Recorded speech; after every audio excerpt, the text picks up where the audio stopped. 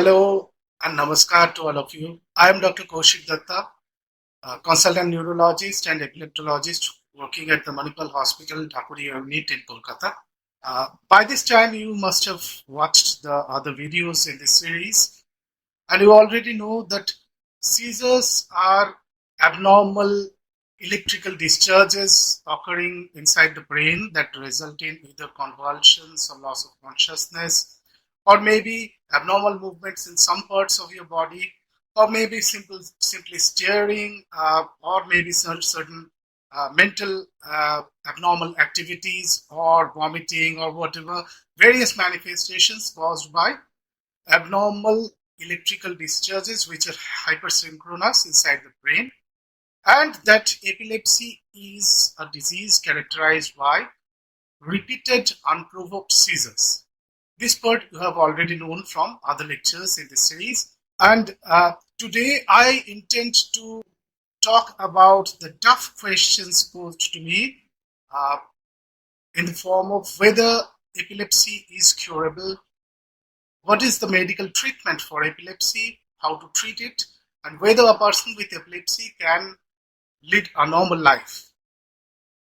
First, you have to know that epilepsies are of numerous types. So, whether it's curable or not is dependent on the type of epilepsy that the person is having. And some of these types of epilepsies or epilepsy syndromes are curable, while many others are potentially treatable.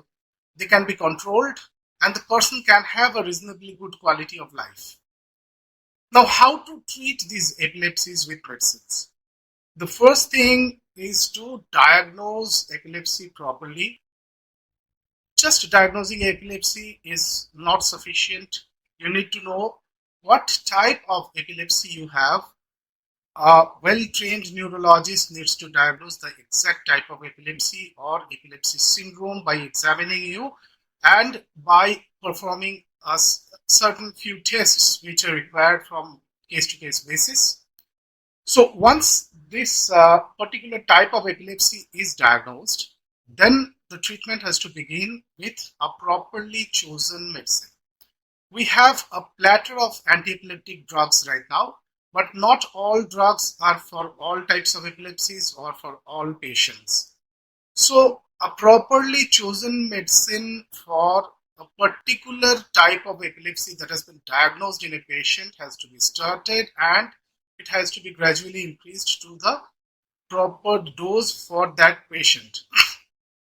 Now, if this proper dose of the properly chosen drug is continued for a sufficiently long time, then at least 45% of the epilepsies, they will become completely seizure free on this single medicine, and some of them may be cured.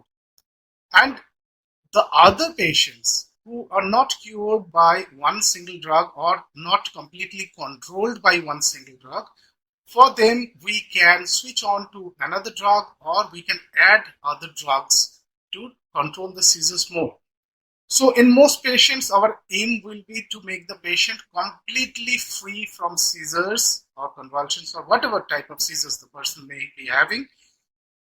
If complete control is not possible, then our aim will be 70% reduction, 75% reduction, or at least 50% reduction, and reduction of the severity of the seizures so that the person can have the best quality of life. But we aim for complete control, for which we may add other anti-epileptic drugs. Now, how to add other anti-epileptic drugs? Suppose you are riding a bus which can be manned by 3 staff members. Now, if all 3 are drivers or all 3 are conductors or helpers, then that will not help. They will just create chaos. So if you have one driver, one conductor, one helper doing separate things, that is the best for running the bus smoothly. Likewise, for epilepsy treatment, if you want to combine drugs, if you can combine drugs with different mechanism of actions, then they offer added benefit. Whereas if you go on adding drugs with the same mechanism of action, then they will only add up to the side effects and they will create more chaos for the patient. So this is one important thing that is called rational polytherapy. And while using one single drug or multiple drugs for a patient, multiple medicines for a patient, we have to be very cautious about the patient profile. Certain medicines are not suitable for women of the reproductive age group. Certain medicines are not suitable for infants or children. Certain medicines are not suitable for the aged patients.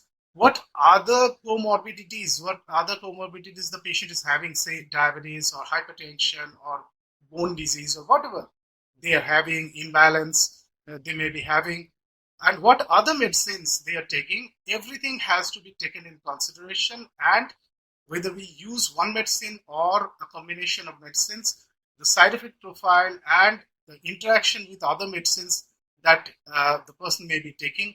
So all these have to be taken into meticulous consideration, and the aim is to give the patient a best quality of life. Not only seizure control, the person should have a good quality of life. And can you live a normal life with epilepsy? Yes, with certain restrictions.